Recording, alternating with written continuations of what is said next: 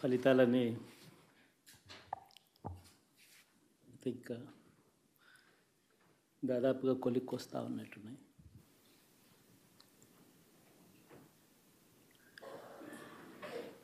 చూసిన ఫలితాలు జరిగిన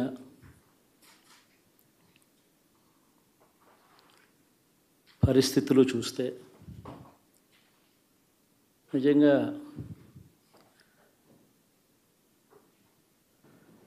ఆశ్చర్యంగా కూడా ఉన్నాయి.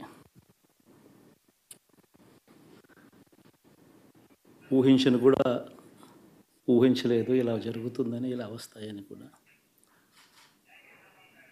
బట్ ఎస్,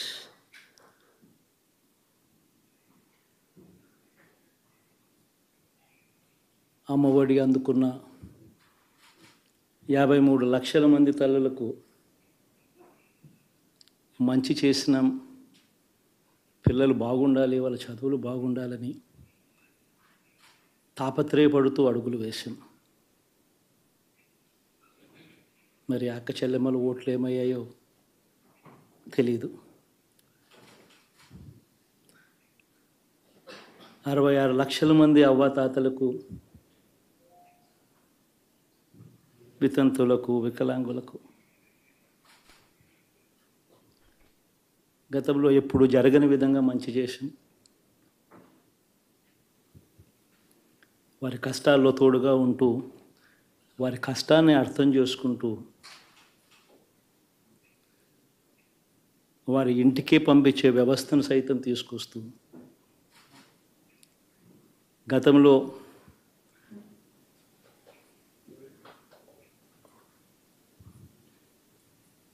మా ప్రభుత్వం అధికారంలోకి రాకమునుపు ఇస్తూ ఉన్న చాలని పెన్షన్ నుంచి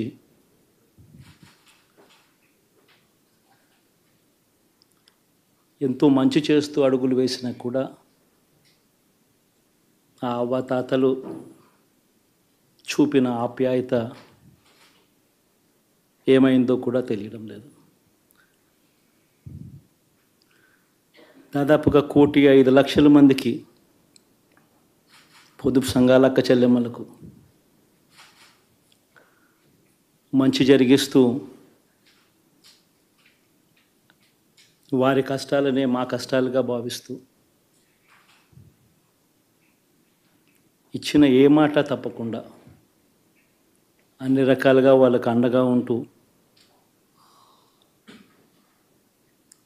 ఆసరాతో తోడుగా ఉన్నాం, సున్నా వడ్డీతో సైతం అండగా ఉన్నాం, చేయూత సైతం తోడుగా ఉంటూ నిలిచాం. మరి ఆ 1,05,00,000 మంది అక్క చెల్లెమ్మల ప్రేమాభిమానాలు ఏమయ్యాయో తెలియవు. 26 లక్షల మంది చేయూతను అందుకుంటున్న అక్క చెల్లెమ్మలు, వారి ఆప్యాయత ఏమైందో తెలీదు.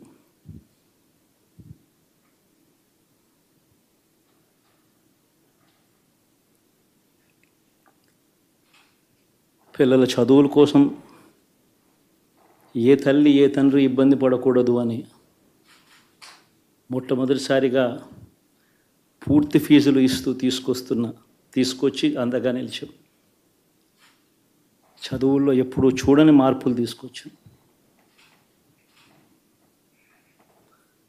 దాదాపుగా 12 లక్షల మందికి సంవత్సరానికి మంచి జరిగిస్తూ, ఆ పిల్లలు, ఆ తల్లుల అభిమానం ఏమైందో కూడా తెలియదు.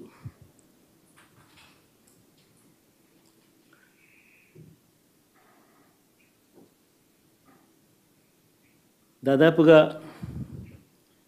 54 లక్షల మంది రైతన్నలకు గతంలో ఎప్పుడూ చూడని విధంగా, జరగని విధంగా పెట్టుబడికి సహాయంగా అందించే కార్యక్రమం మొట్టమొదటిగా జరిగింది మన ప్రభుత్వం వచ్చాకే.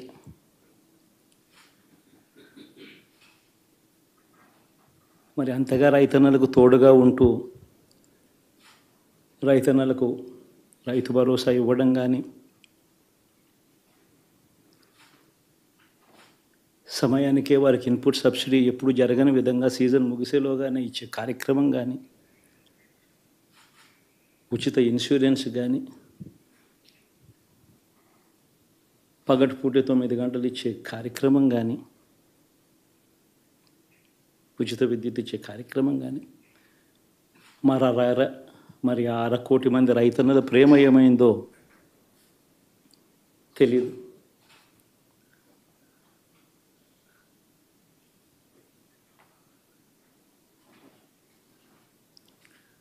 మరి ఇన్ని కోట్ల మందికి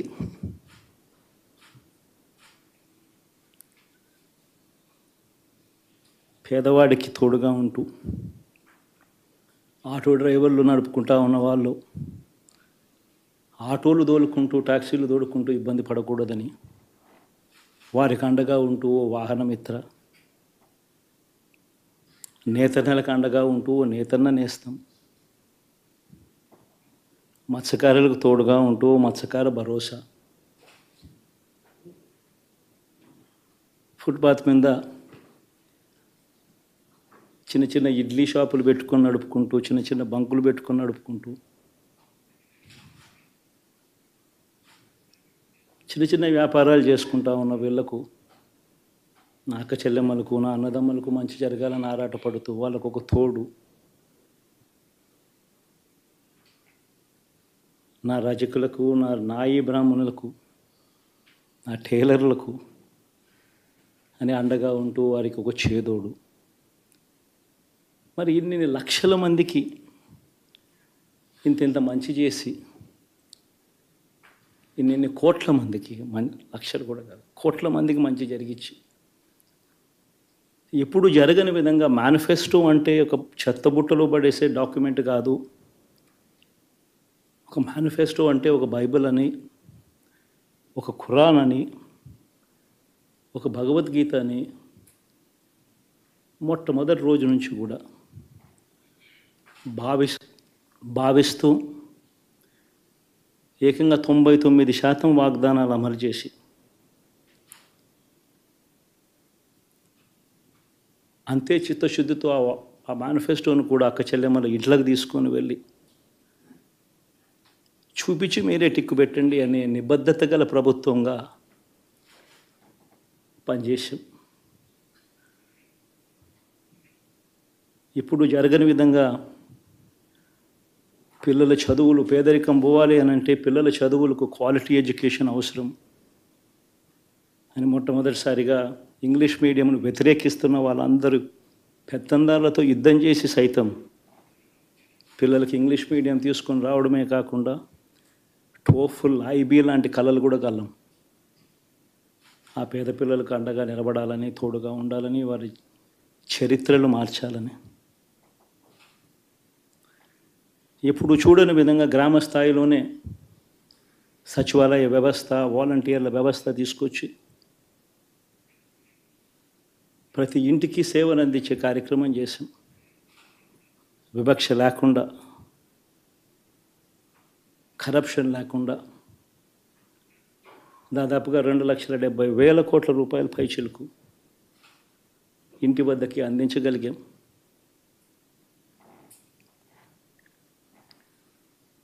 ఇప్పుడు చూడని మార్పులు తీసుకురావడమే కాకుండా ఒక చదువుల రంగం అయితేనేమి, ఒక విద్యారంగం, ఒక వ్యవసాయ రంగం అయితేనేమి, ఒక వైద్య రంగం అయితేనేమి, ఏ పేదవాడు ఎప్పుడూ ఇబ్బంది పడకూడదు అని ఎప్పుడు ఊహించని విధంగా మార్పులు తీసుకొస్తూ పేదవాడికి అండగా నిలబడగలిగాం.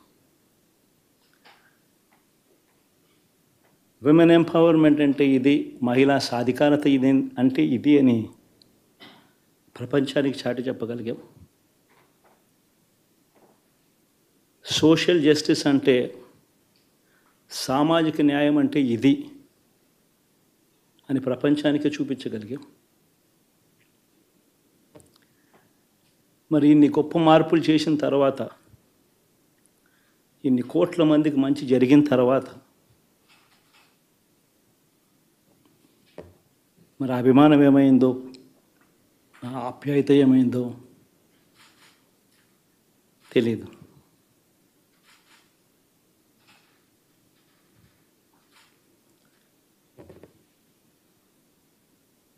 ఎవరో మోసం చేశారో, ఎవరో అన్యాయం చేశారో అని చెప్పి అనొచ్చు, కానీ ఆధారాలు లేవు.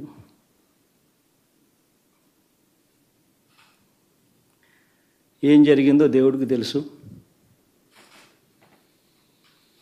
పెద్ద నేనైతే చేయగలిగింది ఏమీ లేదు. ప్రజల తీర్పు తీసుకుంటాం, కానీ మంచి చేయడానికి మాత్రం ప్రజలకు తోడుగా ఖచ్చితంగా ఉంటాం. వాయిస్ ఆఫ్ ది వాయిస్లెస్ కింద ఈ పార్టీ తాను చేయాల్సిన పని తప్పకుండా చేస్తుంది. పేదవాడికి అండగా ఉండే కార్యక్రమంలో ఎప్పుడూ కూడా పేదవాడికి తోడుగా ఉంటూ గలం విప్పుతుంది, పేదవాడికి అండగా నిలుస్తుంది. పెద్ద పెద్ద వాళ్ళ కూటమి ఇది, ఢిల్లీలో సైతం శాసించే పరిస్థితుల్లో ఉన్న కూటమి ఇది.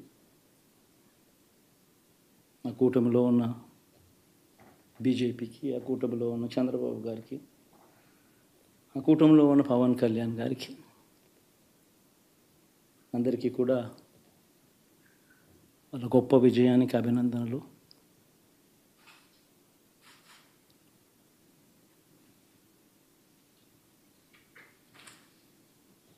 ఓడిపోయినా కూడా నా ప్రతి కష్టంలో కూడా తోడుగా అండగా నిలబడిన నా ప్రతి నాయకుడికి, ప్రతి కార్యకర్తకు, ప్రతి వాలంటీర్కు,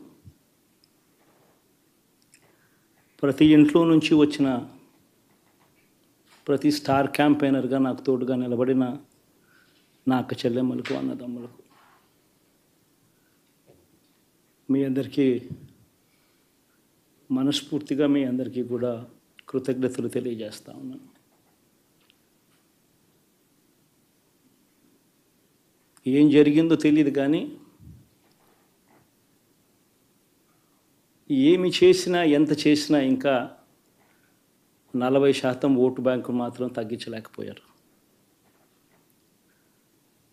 ఖచ్చితంగా మళ్ళీ ఇక్కడి నుంచి లేస్తాం.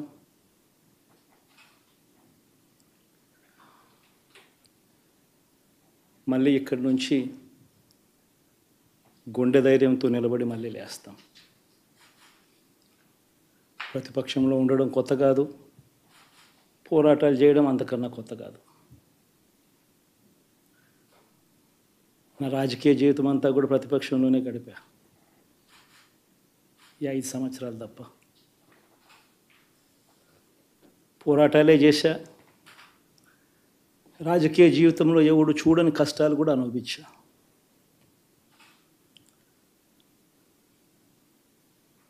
ఇప్పుడు అంతకన్నా కష్టాలు ఏదైనా పెట్టినా కూడా సిద్ధంగా ఉన్నాం, సిద్ధంగా ఎదుర్కొంటాం. ఆల్ ది వెరీ బెస్ట్ గవర్నమెంట్లోకి వచ్చిన వాళ్ళకు. Thank you.